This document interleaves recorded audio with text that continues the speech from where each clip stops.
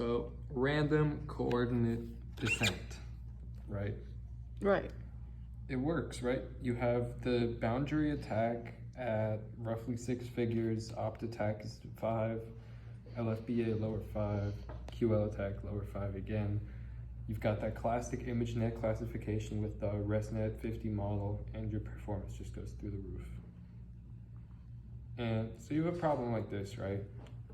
You've got the eel in the middle, you've got the goldfish on the outer perimeter.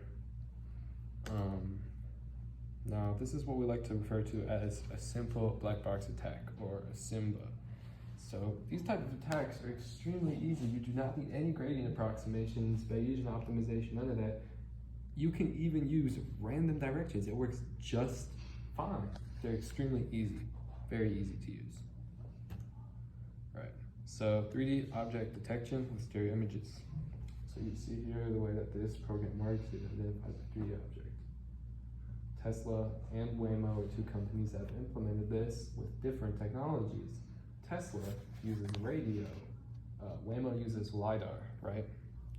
So here's the LiDAR pipeline. So you've got the frontal images going into the point RC, and then you've got the LiDAR point cloud going into there as well, and then it outputs the predicted B boxes, ultimately. Now the stereo pipeline, stereo images, disparity estimation, disparity map. So it's a lot simpler, right? Then of course, if you want a depth map, you have stereo images with the depth map, put it in the object detector, then you get predicted B boxes. And that's basically, it seems simpler, but it's more complicated effectively. Because while it's a straight pipeline in terms of how you're gathering the data, you're ultimately having to do a lot more processes, which is why Elon Musk's stereo is a little controversial. So, another case for LiDAR, if you look at this data right here. Kitty? If you look at the Kitty benchmark, you'll see some pretty staggering differences. I mean, yeah, it kind of speaks for itself, doesn't it? It does. It really speaks how you're covering up the whole board. At an LOU of 0.5, you've got practically twice as much. Now, what does LOU stand for? Hmm? What does LOU stand Loss for? of universal, and that basically applies to how much of that universal principle you're losing in the data collection, right? So you've got effectively twice as effective here and then over here at a 0.7 LOU. It's just ridiculous, right? So why is stereo so bad? It's inaccurate. What? Now, this is something new. It's pretty novel. This is the pseudo LiDAR pipeline. So you've got your stereo images going into your disparity estimation. That gets you a disparity map. You then use the depth map and your frontal images, put it in this awesome new architecture. There's your B boxes. And it works fantastically. You're not getting near those LiDAR levels, but you're getting a lot closer to those LiDAR levels, and at that point, it doesn't really make a difference because it's still effectively the same gap from that typical stereo, which is obviously horrendously ineffective. So a lot of you may wonder, where are the gains coming from? Isn't this just the same as stereo with more steps? It's the architecture. So you see, this is point RCNN. It's pseudo LiDAR and it uses voxels, right? Now, that's basically, why is it repeating the same slides? There we go. So the new conjecture is basically depth map representation is ill-suited for conflicts. Thanks for watching. And anyone who sleeps in class gets an F. What? Hello everyone, welcome to my seminar. Today we're learning about images, and you know, there's only one person in the room and I'm nervous. Don't worry, sir. This is my first lecture too. Yeah, I'm trying to get tenured, but I think it's gonna take me a couple years. No worries, no worries. Here's my presentation about how an image Do professors say, here's my presentation? Yes, this professor does. I feel like I have like the professor accent in mine. Well, Not like accent, but like the way of speaking. I am the high schooler first ever presentation expert. You know, CNNs have been the de facto architecture vision for some time. I mean, So what's a CNN? it's the news. So they use those for vision. Yes. But But transformers are popular in language and scale very well. Can we use them for vision? Well, I'm about to tell you the answer. What do you think? What do you guys think? Can we use them for vision? I think we might be able to. Yeah, I think so too. All right, let's take a look.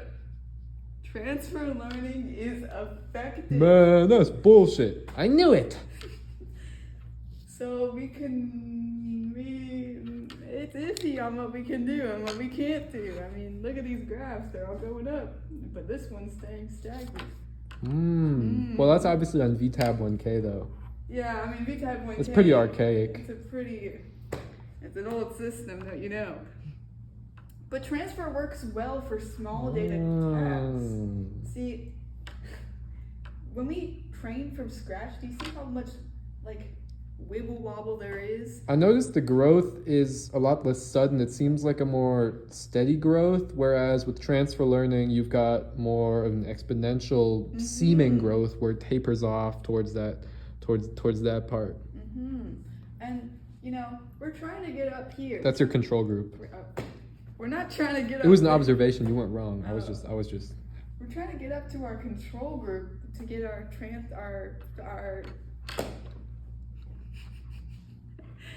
including few shot learning. All right, so here's some what this is. At least you knew like what the car was, like a little bit. I don't know what this is. It's about language models. I don't know what that means. Like AI. Oh yes. Imagine if the professor said this in class. Transfer learning benefits from the scale. I mean, So basically, the larger your transfer, now why the are you more explaining for accurate. me? I'm trying to understand, sir. And yes, I am interested in talks like that.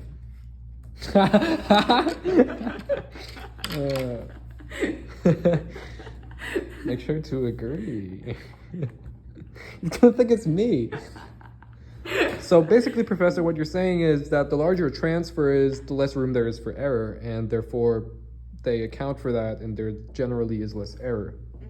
On the benefits of scale. Interesting. Listen, you guys might not like this next one, but pre-training, it's expensive, you know? It's Hi, my name is Neil Hornsby, and Alexei Josovitsky and I will present our work. sorry, that's my husband. He's calling me. Why is he over there? Sorry, I told him to not call me during the Always FaceTime him.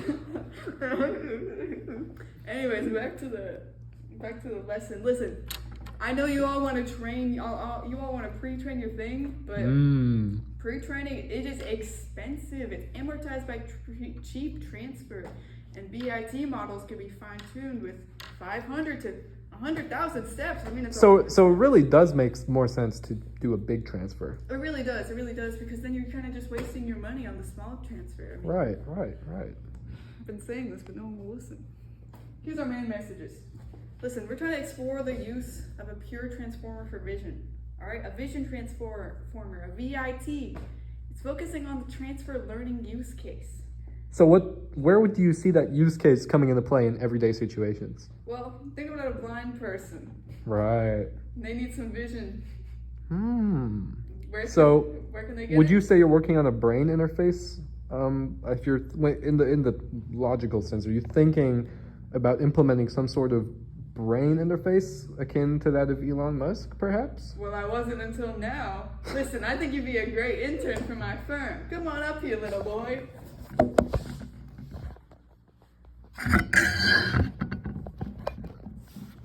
Thank you, Professor.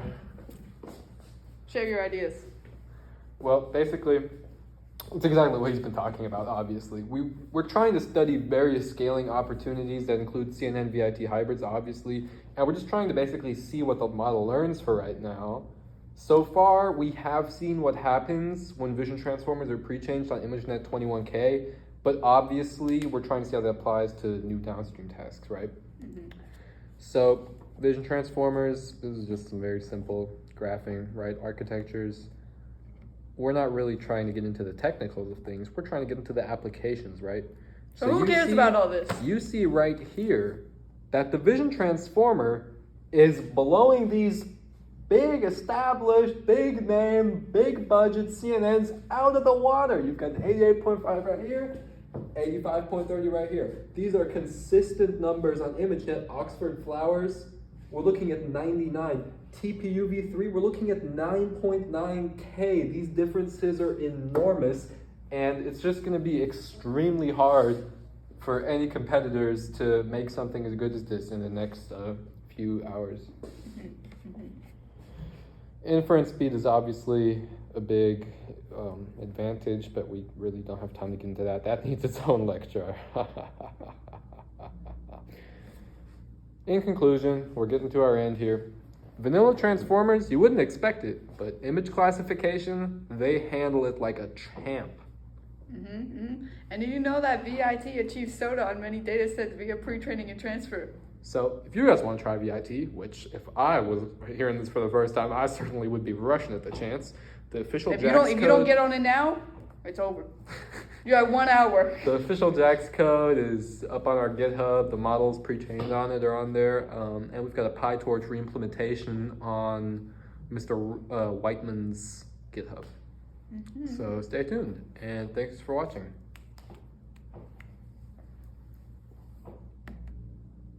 That was it. Oh, I said thanks for watching. I don't believe you.